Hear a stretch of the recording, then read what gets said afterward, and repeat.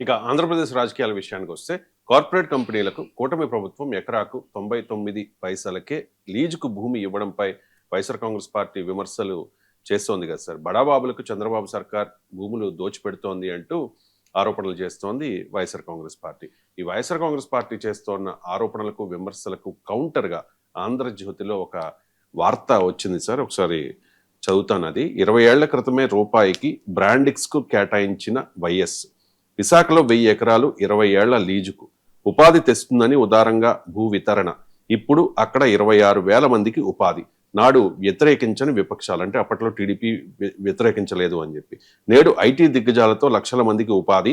అయినా కూడా ఆ కంపెనీలకు 99 పైసలకు భూములు ఇస్తే వైఎస్ఆర్ కాంగ్రెస్ పార్టీ గగ్గోలు చేస్తోంది అని చెప్పి ఆంధ్రజ్యోతిలో ఒక వార్త సార్. అప్పుడు ఇవ్వడంలో తప్పు లేనిది ఇప్పుడు ఇవ్వడంలో తప్పు అవుతుందా? అప్పుడు ఇవ్వడానికి ఇప్పుడు ఇవ్వడానికి ఏమైనా తేడా ఉందా సార్? అంటే నాడు విపక్షాలు వ్యతిరేకించలేదు అన్నది తప్పు. ఆంధ్రజ్యోతి వ్యతిరేకించకపోతే ఎవరు వ్యతిరేకించలేదు అంటే ఎట్లా? నాలాంటి వాడు ఆ బ్రాండిక్స్ను అనేక సార్లు టీవీలో ఉదాహరణలు చెప్పాను, వీడియోలో చెప్పాను. అసలు శ్రీలంకకి చెందినటువంటి అండర్ గార్మెంట్ తయారు చేసే కంపెనీ. ఇదేమీ స్ట్రాటజిక్ టెక్నాలజీ కాదు. ఈవెన్ గూగుల్ అన్న కనీసం స్ట్రాటజిక్ టెక్నాలజీస్. సో అప్పుడు ఇచ్చింది ఎందుకు? అండర్ గార్మెంట్స్ తయారు చేస్తానికి ఇచ్చారు. ఏం చేశారు వాళ్ళు? నేను అచ్యుతాపురం వెళ్ళాను. సో ఆ ప్రాంతం అంతా తిరిగాను. మరి 25,000 మందికి ఉద్యోగాలు ఇచ్చారని చెప్పి దాన్ని కీర్తిస్తున్నారు. అక్కడ ఇచ్చిన ఉద్యోగాలు ఎంత తెలుసా? 6,000 రూపాయలు, 7,000 రూపాయలు, 10,000 రూపాయలు. వెళ్ళండి, ఇప్పటికి వెళ్ళండి. లేదా Andhra Jyothi send somebody there. So ఆ 25,000 ఉద్యోగాలు ఏమైనా లక్షల రూపాయల ఉద్యోగాలా? అసలు అక్కడ పక్కన పుడిమడకాడో గ్రామం ఉంది, నాకు ఇప్పటికి గుర్తు, చాలేలేదు ఢిల్లీ. సో అచ్యుతాపురం మీకు అక్కడ ఈ బ్రాండెక్స్ కంపెనీ వేస్ట్ ఆ పొడిమడకలోని సముద్రంలో కలిస్తే అక్కడ మత్స్యకారులు 10,000 మంది ఉపాధి కోల్పోయారు. ఆ రోజుల్లో 10,000 మంది ఉపాధి, 26,000 మంది ఉద్యోగాలు ఇచ్చిన కాదు బ్రాండెక్స్ కంపెనీ చేసింది. 10,000 మంది ఉద్యోగాలు కోల్పోయారు. మీకు కనీస కార్మిక హక్కులు ఉండవు. మీకు చాలా కాంట్రవర్సీ అప్పుడు కూడా. మాలాంటి వాళ్ళు అప్పుడు కూడా వ్యతిరేకించాం. ట్రేడ్ యూనియన్లు అప్పుడు కూడా వ్యతిరేకించాయి. వామపక్ష పార్టీలు అప్పుడు కూడా వ్యతిరేకించాయి. TDP వ్యతిరేకించలేదు. That is different question కావచ్చు. నాకు తెలియదు టీడీపీ వ్యతిరేకించలేదు, గుర్తులేదు కానీ, but that is different question. Andhra Jyothi చెప్తుంది కనుక నమ్ముదాం. టీడీపీ వ్యతిరేకించకపోతే ఎవరు వ్యతిరేకించలేదు అనేది నిజం కాదు. మాలాంటి వాళ్ళం ఆ రోజు కూడా వ్యతిరేకించాం. అన్ఫార్చునేట్లీ అది గుర్తుండదు ఇప్పటికీ. సో అప్పుడు రాజశేఖర రెడ్డి ప్రభుత్వం బ్రాండిక్స్కు భూములు ఇవ్వడాన్ని నేను అనేక సార్లు టీవీలో చెప్పాను. కౌన్సిల్లో మాట్లాడుతూ స్పెషల్ ఎకనామిక్ జోన్స్ పైన డిస్కషన్ వచ్చినప్పుడు, స్పెషల్ ఎకనామిక్ జోన్ డిస్కషన్ పైన గీతారెడ్డి పరిశ్రమల మంత్రి సమాధానం చెప్పాను, నాకు ఇప్పటికి గుర్తు. దానిపైన మాట్లాడుతూ చెప్పాం, అయ్యా ఇదేంటి 1000 ఎకరాలు మీకు రూపాయికి ఇవ్వడం, ఎకరానికి రూపాయి లీజు 99 ఏళ్లకు అన్యాయం కదా? ఇదేమన్నా స్ట్రాటజిక్ టెక్నాలజీగా? ఎస్, మనకి ఇన్వెస్ట్మెంట్ కావాలి, ఫారిన్ ఇన్వెస్ట్మెంట్ కావాలి. ఎక్కడ రావాలి? క్యాపిటల్ ఇంటెన్సివ్లో రావాలి, టెక్నాలజీ ఇంటెన్సివ్లో రావాలి. రాకూడదని కాదు, అంటే మనకు పెట్టుబడి లేని చోట పెట్టుబడి రావాలి.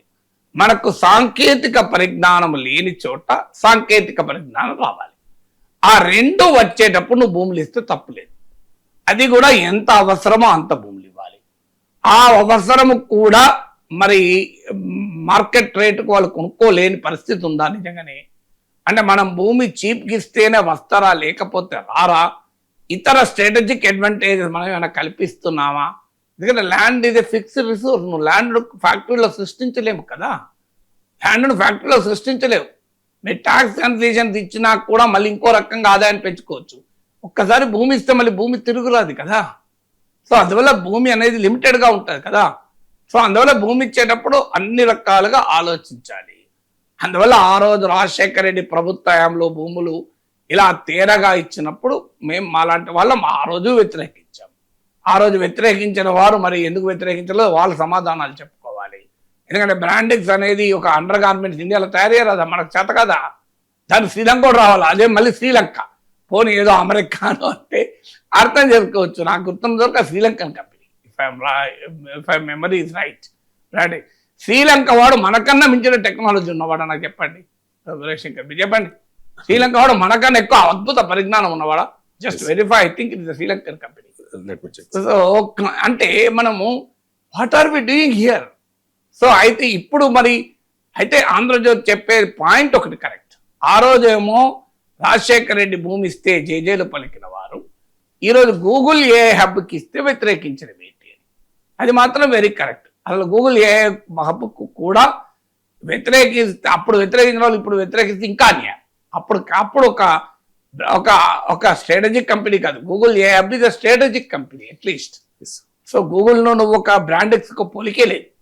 సో ఇప్పుడు వ్యతిరేకించడం ఇంకా అన్యాయం. Brandix Sri Lankan company. సో అదే నేను చెప్పిన, నాకు వస్తుంది, నేను చాలా నేను వెళ్ళి ఇప్పటికి అప్పుడు 20 years క్రితం నియర్లీ. సో అందువల్ల మీకు అది శ్రీలంకన్ కంపెనీకి ఎకరానికి 1000 రూపాయకి 1000 ఎకరాలు ఇచ్చి ఒక అమెరికన్ ప్రపంచ ప్రఖ్యాత మల్టీనేషనల్ గూగుల్, మామూలు కంపెనీ కాదు కదా గూగుల్ అనేది, దానికి ల్యాండ్ ఇస్తే అభ్యంతరం చెప్పడం హాస్యాస్పదం, అందులో అనుమానం లేదు. కానీ గూగుల్కైనా ఇవ్వడము అనే రేషనల్ ఏంటి? ఇప్పుడు కంపారిజన్లు ఎక్కడ వస్తున్నాయంటే గుజరాత్లో మరి ఇలాగే రూపాయికి ఇచ్చారా 99 ఏళ్ళు.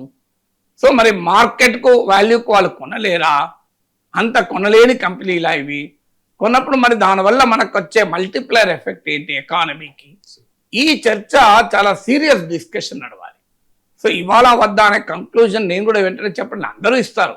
ఇప్పుడు ఎక్కడ ల్యాండ్, కానీ మన రాజకీయ పార్టీలు ఏంటంటే వాళ్ళు ఇస్తే రైట్, ప్రత్యర్థులు ఇస్తే తప్పు. ఇది అంతటా ఉన్న రోగం ఇది, ఇక్కడే కాదు ఇది.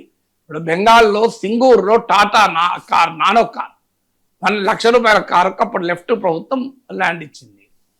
ఎవరు వ్యతిరేకించారు? తృణమూల్ కాంగ్రెస్ వ్యతిరేకించి టాటా కారుకు అసలు 34 ఏళ్ల వామపక్ష ప్రభుత్వ పతనానికి సింగూరు నందిగ్రామ్ ఉద్యమాలే కారణం కదా. సింగూరు నందిగ్రామ్ ఉద్యమాల వల్లనే లెఫ్ట్ ఓడిపోయింది. ఎందుకు? వాడికి ఆడ భూములు ఇచ్చారు, పరిశ్రమలకు భూములు ఇచ్చారు.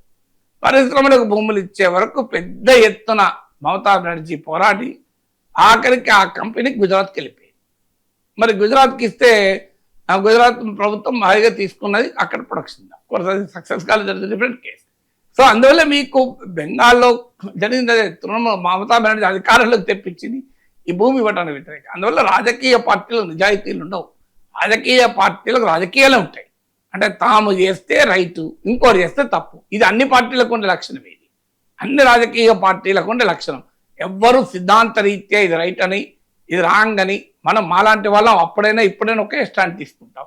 అందుకే నేను చెప్పింది ఆ రోజు బ్రాండెడ్ కంపెనీ ఎవరూ వ్యతిరేకించలేదని ఆంధ్రజ్యోతి కథ నిజం కాదు. మాలాంటి వాళ్ళకి చాలాసార్లు ఉదాహరణలో చెప్పాం.